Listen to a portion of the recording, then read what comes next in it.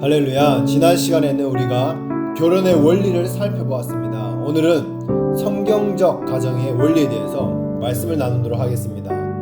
창세기 2장 24절입니다. 이러므로 남자가 부모를 떠나 그 아내와 연합하여 둘이 한 몸을 이룰지로다. 아멘. 아담은 누구와 결혼했습니까? 하나님이 주신 하와와 결혼했습니다. 성경적 가정의 원리 첫 번째는 사람은 하나님이 주신 사람과 결혼해야 한다입니다.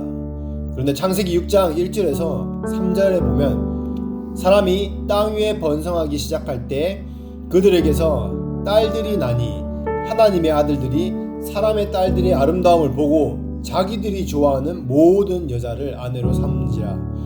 여호와께서 이르시되 나의 영이 영원히 사람과 함께하지 아니하리니 이는 그들이 육신이 됨이라. 아멘.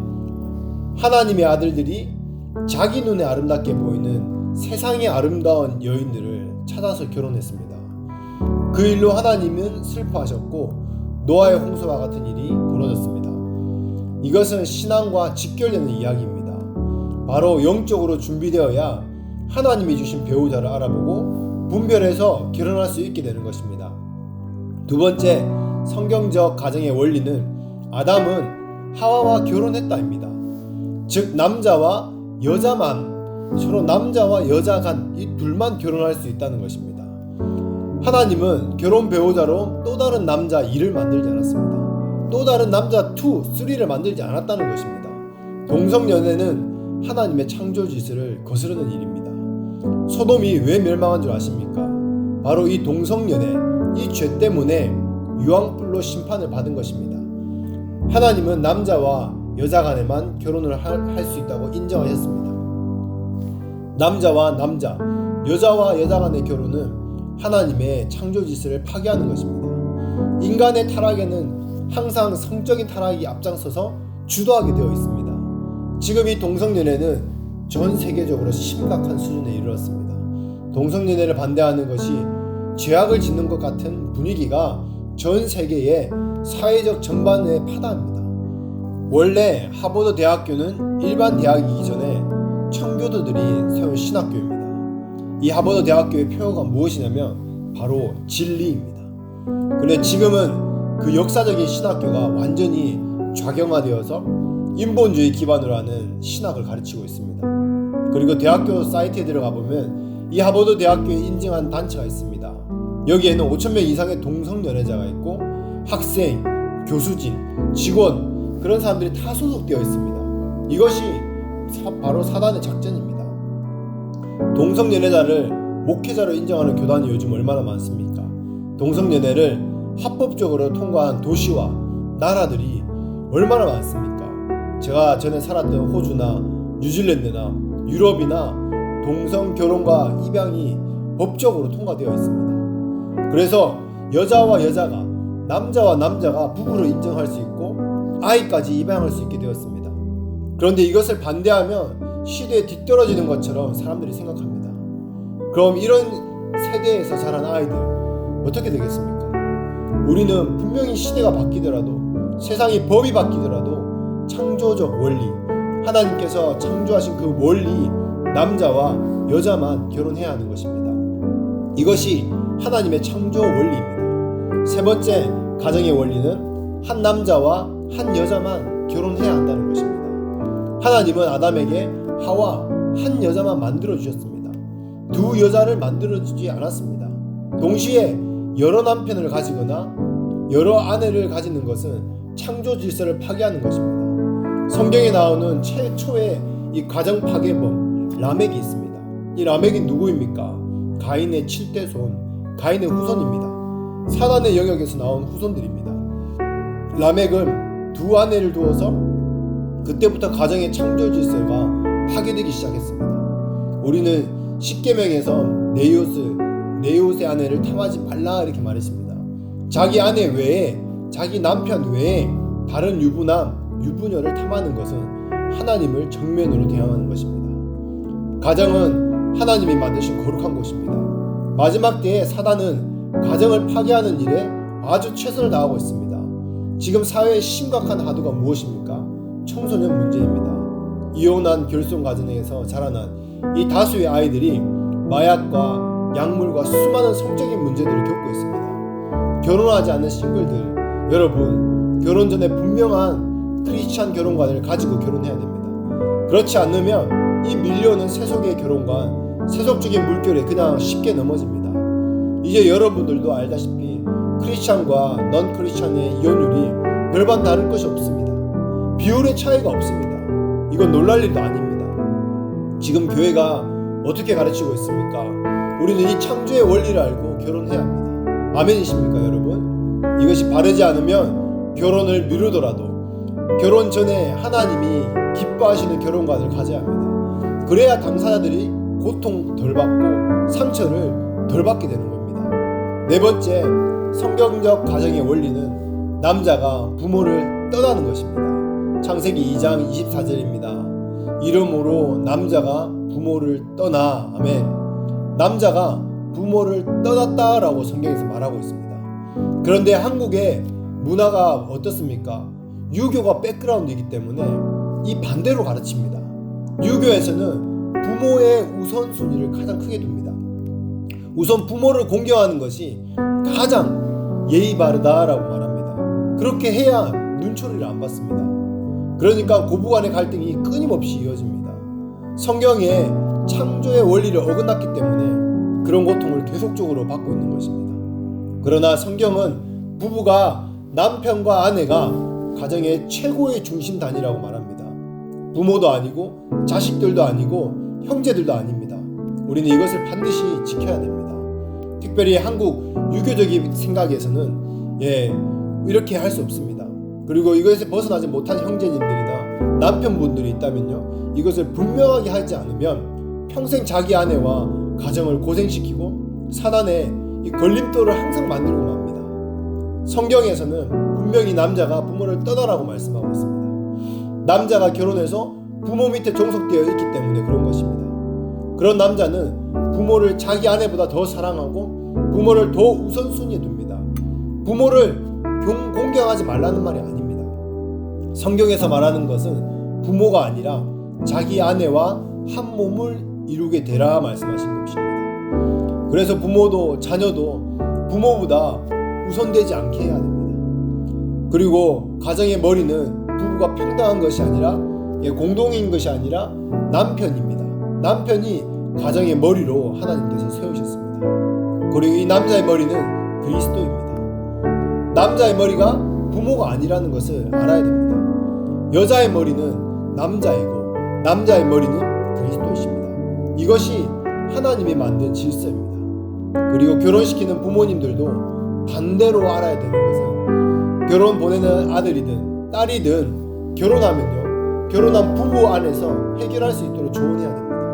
그 가정의 책임은 그 가정의 가장이기 때문에 때로는 잘못된 간섭을 통해서 더 큰 문제를 만들기도 합니다.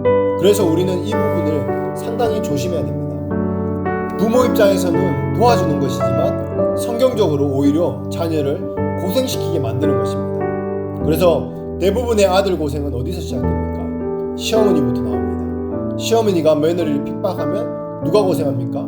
며느리만 고생하는 것이 아니라 그 아들이 제일 고생을 많이 합니다. 아들과 며느리 사이를 누가 이간질합니까? 주로 시어머니가 합니다. 왜 그렇습니까? 부모가 아들을 인간적으로 사랑하기 때문에 그렇습니다. 인간적인 것은 언제나 하나님의 일에 역행하고 공격합니다. 이것은 사단이 주로 사용하는 통로입니다. 아내들도 분명히 이것을 알아야 합니다. 가정의 권위는 남편에게 있습니다. 남편에게 리더십을 주는 가정이 되어야 가정이 보호를 받습니다. 리더십을 부모에게도 다른 자녀에게 주어서도 안 됩니다. 부부가 가정의 최고 주권자이며 결정권자여야 합니다. 그래서 남편은 모든 가정의 문제에 대해서 첫 번째로 상의할 사람이 누구입니까? 아내입니다. 바로 돕는 배필이기 때문에 부모를 돕는 배필로 주셨다고 성경은 말하지 않았습니다. 남편의 돕는 배필은 바로 아내입니다.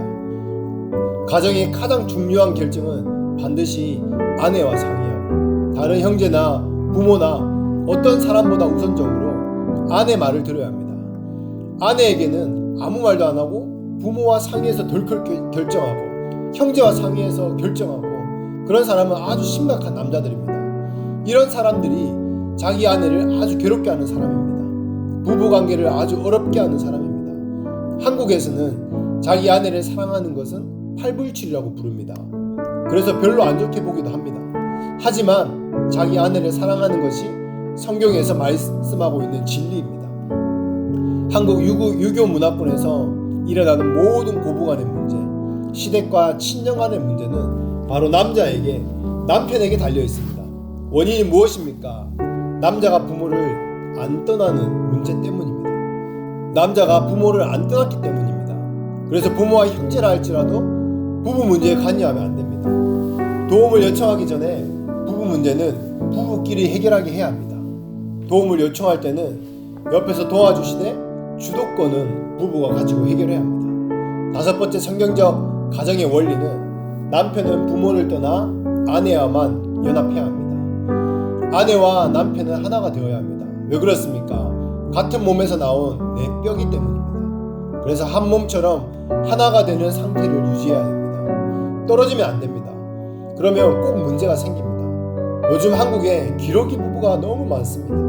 그런데 이것은 성경적으로 보면 하나님의 창조 질서에서 어긋난 이 시대의 악한 풍조이고 풍습입니다. 10년, 20년 정말 오랫동안 외국에 보낸 이 아내를 뒷바라지한다고 아버지는 월급의 90%, 80%를 외국에 보내고 자녀 유학비로 다 보내고 아버지는 호라비처럼 지냅니다. 그렇게 10년 떨어지고 20년 떨어져 있다가 만난 자식들은 아버지에게 감사하기는커녕 언어도 통하지 않지, 문화도 다르지, 가족과 연대도 없는 그 아버지를 보면서 무시합니다. 엄마는 외국 생활에 적응되어 있는데 아버지는 영어도 안 되고 문화도 다르니까 외톨이가 됩니다. 너무 가슴 아픈 일입니다. 이런 가정이 한국에 얼마나 많은지 모릅니다. 여러분 잘 들으시기 바랍니다. 성경에는 아내가 남편과 연합하라고 말합니다. 자녀와 연합하라고 말하지 않았습니다. 아내를 남편의 돕는 배필로 주었지 자녀의 돕는 배필로 주지 않았습니다. 남편을 가정의 머리로 삼고 제사장으로 삼으셨습니다. 가정에 자녀가 최고의 권위를 가지고 자녀를 위해서 그 남편이 희생하라고 성경은 가르치고 있습니다. 또 자녀를 위해서 아내가 희생하고 부모가 희생하라고 가르치지 않습니다. 그런 가정은 자식이 우상이 된 것입니다. 이것은 하나님이 정말 기뻐하지 않습니다. 꼭 기러기 부부가 아니더라도 많은 아내들은 자식 위주로 삽니다. 남편을 무시하고 자녀 위주로 살아가고 있습니다. 요즘 가정에는 자녀가 한두 명밖에 없으니까 반찬을 해도 무엇을 해도 자식 위주로 삽니다. 그것은 창조 질서에 어긋난 것입니다. 그리스도를 머리로 둔 남편의 권위 때문에 가정이 보호되는 것입니다. 그런데 남편의 권위를 무시하고 다스림받아야 될 자녀가 높은 위치를 차지하게 되면 그 가정은 사단에게 들어오라고 문을 열어주는 그런 가정이 되는 것입니다. 그렇게 자녀를 대우하면 그 자녀가 잘 될 것 같습니까? 세상적으로는 잘 될지 몰라도 성경적으로는 아닙니다. 그럼 부모들이 왜 그렇게 자녀들에게 목매는 이유가 무엇입니까? 자녀를 통해서 그 부모, 내가 영광을 받고 싶은 것입니다. 내가 자녀를 통해서 무언가 얻고 싶은 것입니다. 그렇기 때문에 그런 것입니다. 중심을 잘 돌아보시기 바랍니다. 하나님의 영광을 위해서 그렇게 합니까? 부모의 자신의 영광을 위해서 그렇게 하는 것입니까? 이것은 하나님이 기뻐하지 않는 원리입니다. 우리 아내들은 정말 가정의 질서를 잘 세우는 것이 매우 중요합니다. 남편을 가장으로 잘 세워지도록 도와야 합니다. 왜 그렇습니까? 돕는 배필이 할 일 중에 가장 중요한 역할이 그것이기 때문입니다. 자녀 위주로 하면 안 됩니다. 그러면 결국에는 그 자녀에게도 좋지 않습니다. 자녀를 위해서 남편과 아내를 희생합니까? 우리는 하나님을 위해서 희생해야 합니다. 왜 자녀를 위해서 희생합니까? 그건 자녀가 하나님의 자리를 대신하는 것입니다. 하나님께는 소홀히 하면서 자녀에게는 희생하고 헌신하는 것, 하나님께는 시간 내는 것이 그렇게 힘들어도 자녀를 위해서 시간 내는 것, 자녀를 위해서 어떻게 애쓰는 것, 자녀가 가정의 우상이 되었기 때문입니다. 자녀의 창조 질서에 어긋난, 하나님이 만드신 그 창조 질서가 어긋난 그 가정은 하나님이 책임지지 않습니다. 부부가 한 몸이 되어야 하는데 자녀 때문에 1년, 2년도 아니고 5년, 10년, 20년 떨어져 있는 것이 말이 됩니까? 그것은 정말 회개해야 됩니다. 가장 가까워야 될 대상이 남편과 아내입니다. 남편과 아내 사이에 자식이 들어올 수 없습니다. 부모가 들어올 수 없습니다. 또 다른 형제나 친구들도 들어와서는 안 됩니다. 그 사이에는 어떤 것도 끼어들 수 없습니다. 어떤 것도 배우자보다 우선이 되어서는 안 된다는 것입니다. 말씀을 마무리하겠습니다. 우리 가정은 하나님의 영광을 위해서 지음받았습니다. 아멘. 하지만 우리가 자기 자신의 영광을 추구할 때 이 창조 질서가 무너지게 됩니다. 자녀를 위해서, 부모에게 효도하기 위해서라고 말하지만 그것은 결국 하나님의 영광과는 상관없이 자기 영광을 위한 삶입니다. 하나님께서는 우리 인생 분명한 창조 목적과 질서를 주셨습니다. 우리는 그 창조 목적과 질서 아래에서 자녀를 사랑해야 합니다. 우리는 그 창조 목적과 질서 아래에서 부모님께 효도해야 됩니다. 우리는 그 창조 목적과 질서 아래에서 부부간에 서로 사랑해야 됩니다. 사랑하는 여러분, 오늘 메시지를 통해서 내가 미처 알지 못했던 혹은 알지만 지키지 못했던 하나님의 창조 질서가 있습니까? 그렇다면 이제 하나님 앞에 우리의 삶을 다시 주님께 올려드리는 한 분 한 분 되시기를 축복합니다. 주님, 내가 주님의 창조의 질서로 들어가기 원합니다. 모든 것을 하나님의 질서 앞에 정렬하기 원합니다. 하나님의 창조의 목적대로 살기 원합니다. 창조의 목적대로 살게 하여 주시옵소서. 예수님 이름으로 기도합니다. 아멘.